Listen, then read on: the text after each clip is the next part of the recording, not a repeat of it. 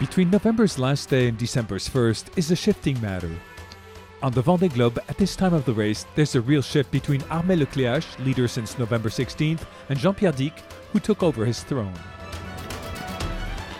Transition stories coupled with meters going crazy upon entering the roaring 40s. On November 30th, the 468 miles within 24 hours record held by Alex Thompson in 2003 is erased from the tablets. A first time by François Gabard with 482 miles, then a second time by Jean-Pierre with 498 miles. And a third time on the very same day as Jean-Pierre passes the symbolic 500 miles line. 502 miles, or 930 kilometers swallowed in one day, propelled by the wind only. A kind of dream that involves hard work. I mostly move around on my knees, as I can't stand up in the boat. But listen, I have a good mattress. I try to stay warm in my sleeping bag, think of other things, and sleep a little. True, when I stand up, it's a bit of a war game, a life of I compare that to a hermit in a grotto sometimes, especially the sounds are very loud. To say the pace is up is obvious to say the least. Forward, of course, with 5 boats within 100 miles, and right behind, where Jean-Luc Ham, Dominique Vavre, and Mike Golding want to remain in the same weather system. Mike Golding, whose route crossed the Tristan da Cunha Island, Her Gracious Majesty's isolated property. 200 population, 250 people, and only 7 surnames. It looks amazing. Tanguy de la Motte is far from the lead, but rather near the skies. At the head of his mast, he takes advantage of light weather conditions to check the equipment before entering the Great South. There we go. I'm at the second spreader. It's nice. You gotta do it. You gotta do it. Yeah, that's good. No chaffing. This is great. Nice check before the roaring 40s. Really cool.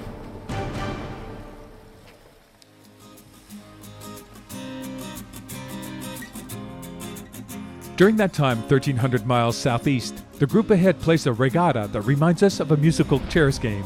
3 different leaders within 24 hours, 15 miles apart. And a rookie, François Gabard, who doesn't let himself be impressed by the more experienced at the around-the-world exercise. It's moving on board Massif, reaching starboard, right behind the front.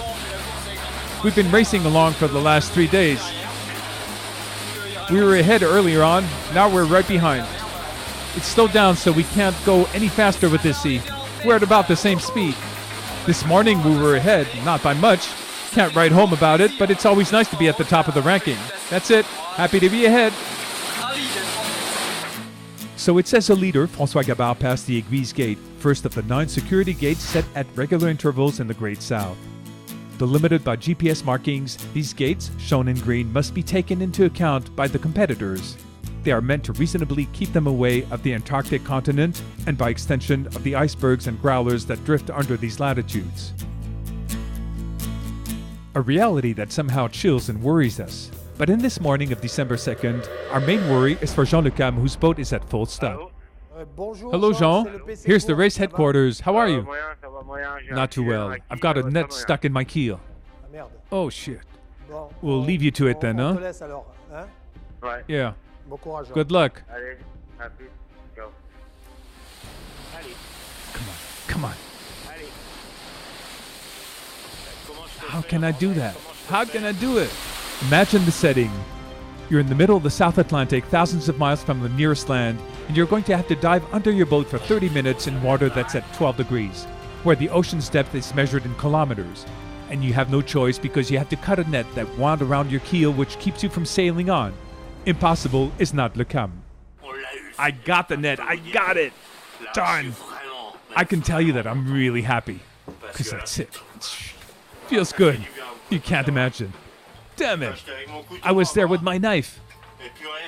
And at first, I grabbed the whole net, and it wasn't cutting. It wasn't cutting.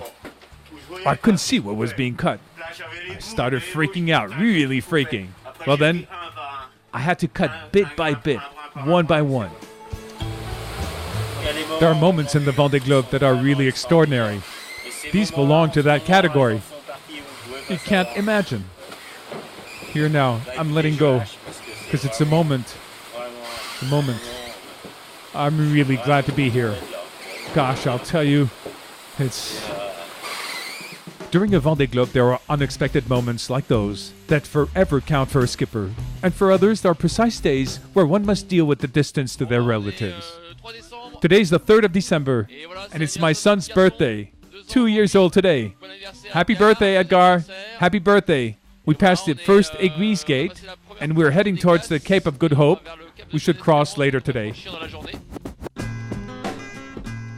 Even at a distance, Armel made a point of giving Edgar several presents, among which taking over the lead of the Vendée Globe and be the first to pass the Cape of Good Hope longitude, and Cherry to top the boat in 22 days, 23 hours, improving by over 24 hours the record held by Vincent Rioux in 2004. Great sounds. 24 by 24, that's what we hear. Howls, waves, a very particular atmosphere. Among the competitors, the time has come to switch oceans. Here, the Indian Ocean, in all its splendor. We're right behind the front, just jibing. I'm quite happy with the jibing's timing. It's not that strong, about 30 knots. François Gabard, inescapable member of the leading trio, chased by a fourth chap who could, considering the mileage he's making up daily, make it become a quartet, Bernard Stam. I don't know the precise reason, but I think it's thanks to the wind I've caught up. In any case, I know that if the sea would let us do what we wish, we'd go much faster, that's sure. Behind, gaps are widening. Between Mike Golding, 6th, and Alessandro Di Benedetto, closing the trail, the fleet is spread over 1,800 miles or 3,300 kilometers. It's tea time on board Team Plastique. Tea time. To each their own rhythm, their own race, their own Vendée Globe. So here, behind me, Inaccessible Island. The Inaccessible Island. I'm almost there, but not quite yet. She wears her name well. It's the first land I see since the Portugal coasts. It's nice. It's pretty here.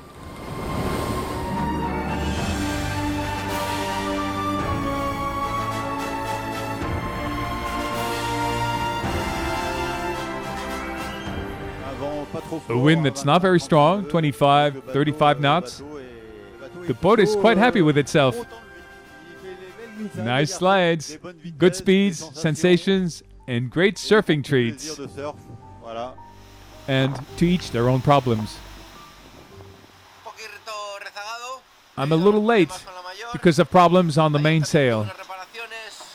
I had to fix things up yesterday. 3 battens that were broken and a few things that weren't in ideal condition to sail the Great South.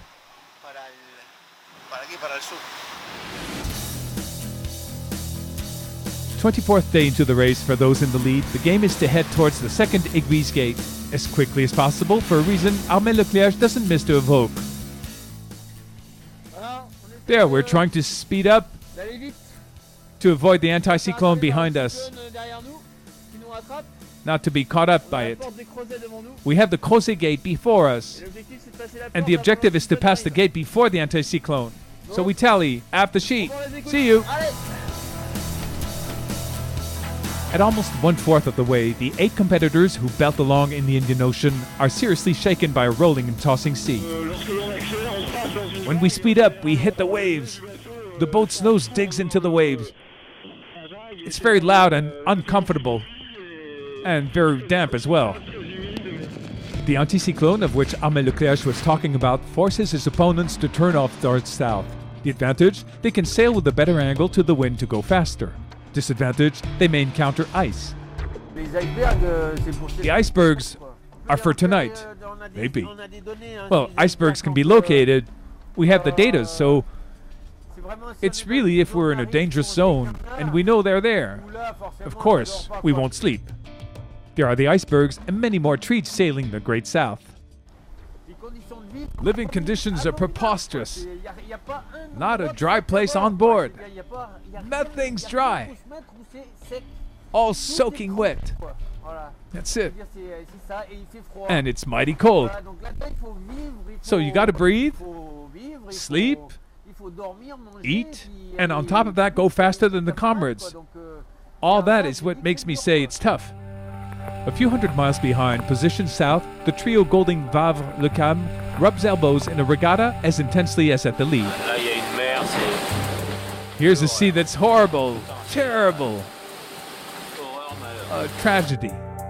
And then, on a beautiful morning in the Indian Ocean at more than 13,000 kilometers from the Sable d'Olonne. And here's Mirabeau. Here's our friend Jean de Cam, right behind, not far. I don't know if this kind of thing will happen again. To see each other in the middle of the ocean? In any case, it's really nice to be doing it. At 2 boats' length. It's fabulous. It's wonderful. At the lead since the Cape of Good Hope, Armel le Cléac'h is the first to have passed the second of the ice gates. These key points that we realize spice up the strategies. Caught up by the famous anticyclone, he lost his leadership to François Gabard first, then to Bernard Stam. But based on his positioning, the Banque Populaire skipper could very well soon get it back.